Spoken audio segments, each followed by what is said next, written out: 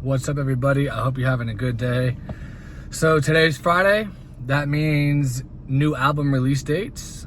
And today, Vince Staples dropped off his new album, self-titled Vince Staples.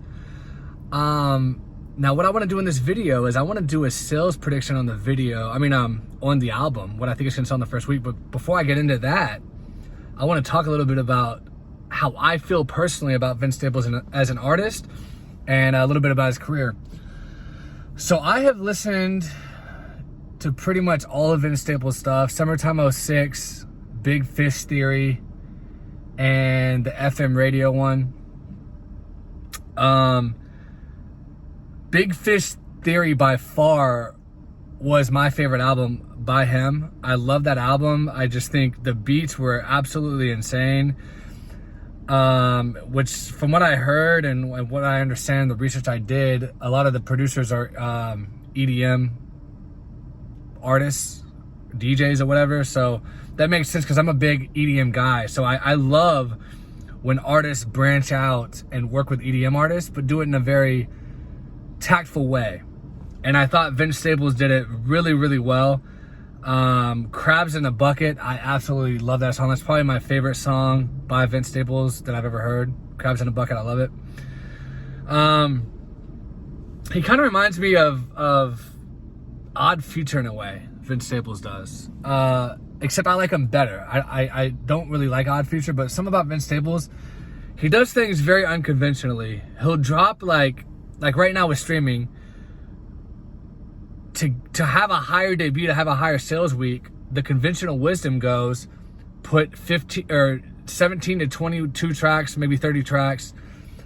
People are going to stream it, and it's going to sell, over 100,000. Vince Staples is doing the opposite. He only has 10 tracks on this new album with 2 skits, I think. So it's only like 8 songs and under 25 minutes long. He knows that that's going to affect his sales numbers. But for some reason, he does it anyway. Maybe he doesn't care about the sales. Maybe he felt like the body of work that he completed was an album.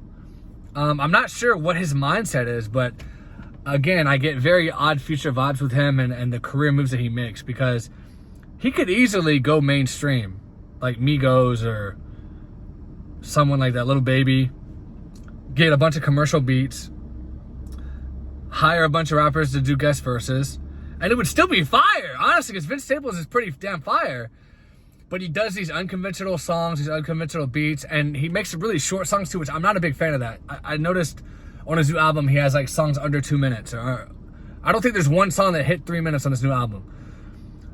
And it's like, dude, you're already only giving us 8 songs. At least you could do is give us like full-fledged out songs that are like 4 minutes long, and then, you could be all's forgiven.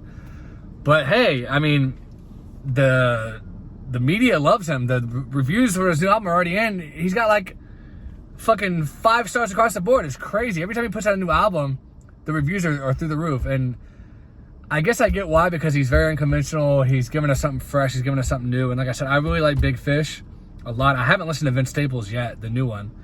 But I plan on listening to it. I've never really heard anything bad by him, honestly. So we'll see how it is. But what's it gonna sell in the first week? Well, usually, believe it or not, even though Big Fish Theory is my favorite album, it's a very unconventional album. He did have some bigger features on that one, so it ended up selling better than most of his other stuff did, because it debuted at number 16 on the charts. So I think this one's not going to debut that high, but then again, and a part of me does. A part of me thinks it's going to outsell Big Fish Theory for a couple of reasons. Well, for one, there's no big rap releases this week. He's the only major label artist dropping a new album today. So that gives him an advantage right there. And I'm looking right now to see, are there any other big releases in other genres of music? And I'm not really seeing any. You got the new Space Jam soundtrack.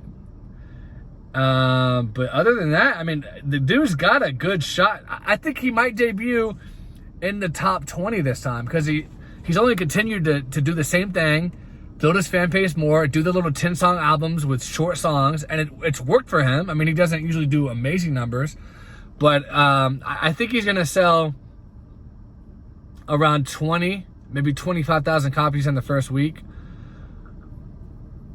which would probably put him around number 30. So it might outsell his last one a tiny bit, but I think he's going to stay consistent. And I think he wants it that way. I don't think he's going for a 50, 60K in the first week debut, because if he was, again, he would add a lot more tracks, a lot bigger producers, a lot bigger guest appearances. But he's creating the art he wants to create. Great for him. I respect it. So that's what I think, 20, 25K, maybe 30. If he hits 30, wouldn't shock me. But there you go, guys. Please subscribe if you haven't. Give me a like. Let me know in the comments what you think he's going to sell in the first week. Talk to you guys later.